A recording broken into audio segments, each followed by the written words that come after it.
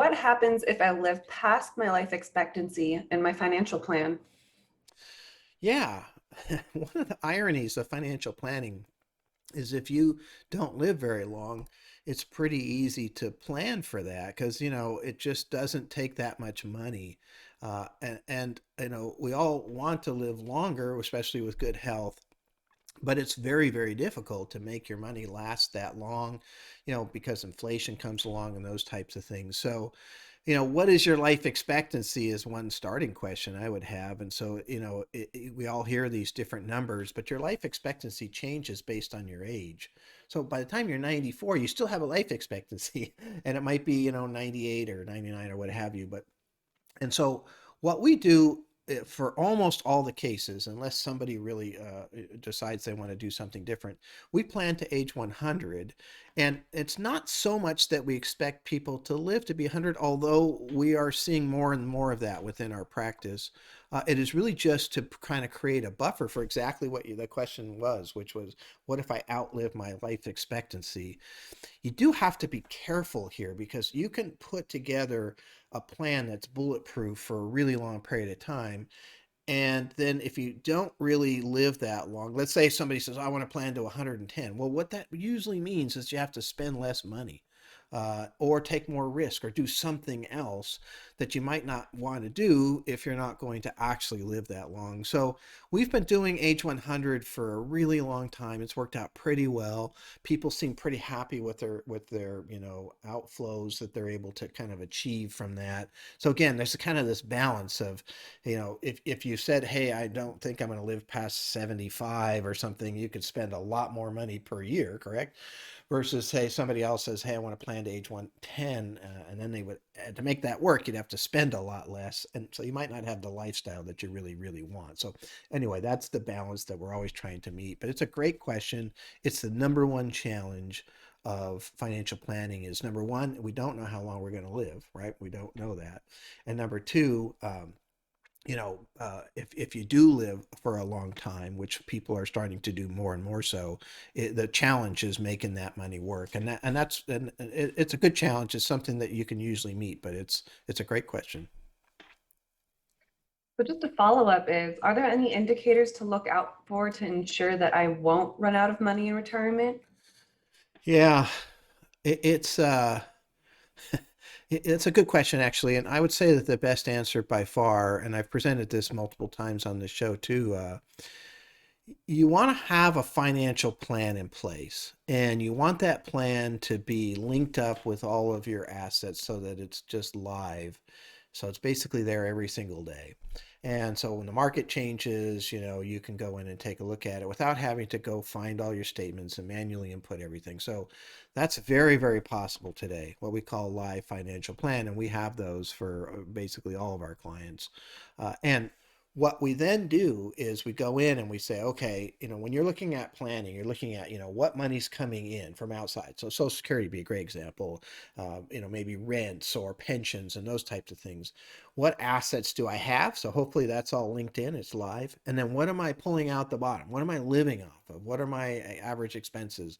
What are some of the expenses that, I'm not currently having, but I might have, like dental or hearing aids and those types of things. You get all that in place and it's solid. And this is something we do every 6 months with my clients. And then you do what's called a Monte Carlo simulation. And so Monte Carlo simulation will run your plan 1,000 times.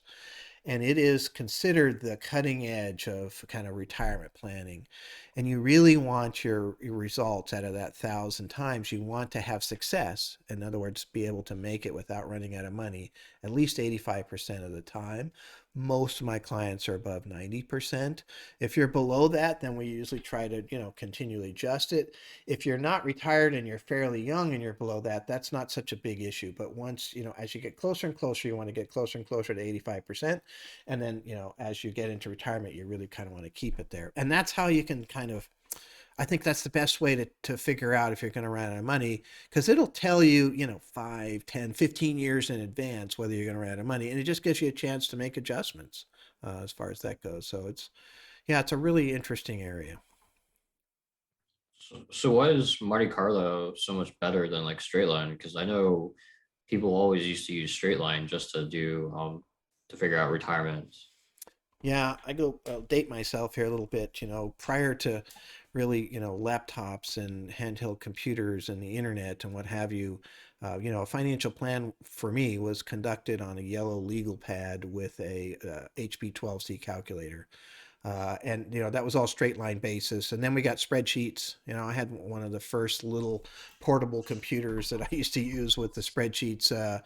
But that was all straight line also. So what you're doing is you're assuming, a certain rate of return for your investments, usually on a consistent basis, and then a certain, inflation rate, for example, and all those things.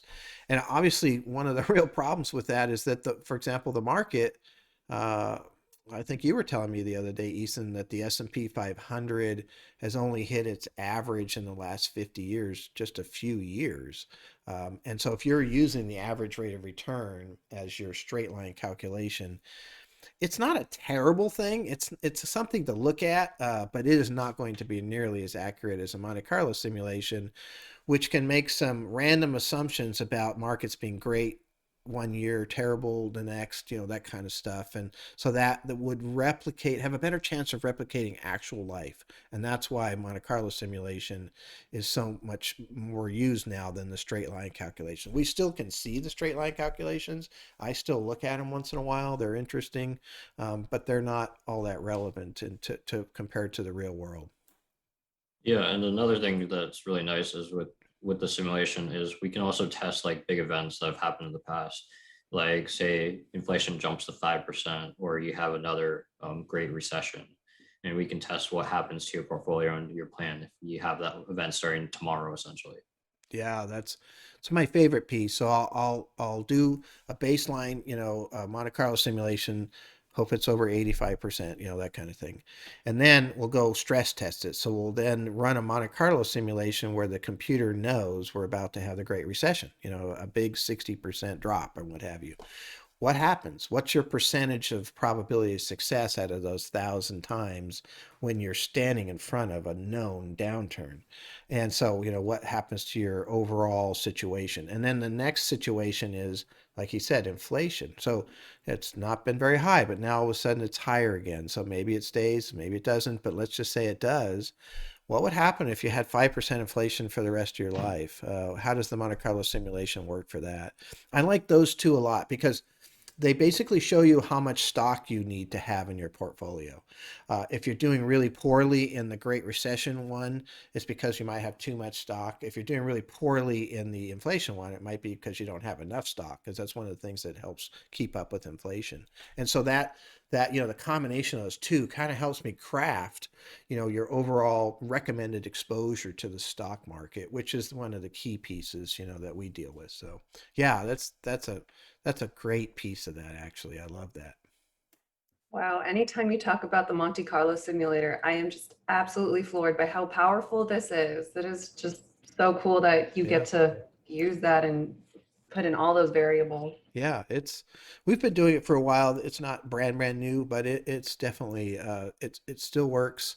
I feel very confident, when I'm sitting with a client that, that we'll know what's happening if they're going to run out of money. We can tell pretty quickly, and we can make adjustments. And so I think honestly, and I'll blow my own horn here, but I think sitting down with an advisor every 6 months is another way to make sure that you're and doing a financial plan and having that advisor interpret that financial plan is another really good way to make sure you don't run out of money. I mean, honestly, you can do a lot of the stuff yourself, but you probably won't have the opportunity like I have to do 6,000 of those plans and look at them I look at them every day. Day after day after day. So, being able to interpret and see, what actually happened. So, we were doing those during the 2008 downturn, actual live. So, we can replicate it now, but I was there doing that, doing, this, it really helps. If that's one of your main concerns, and it should be, because running out of money when you're 80 or 90 years old is just brutal. What are you going to do at that point in time? So, making sure that doesn't happen should be part of your success path that you're working on for your retirement planning, no matter what age you are.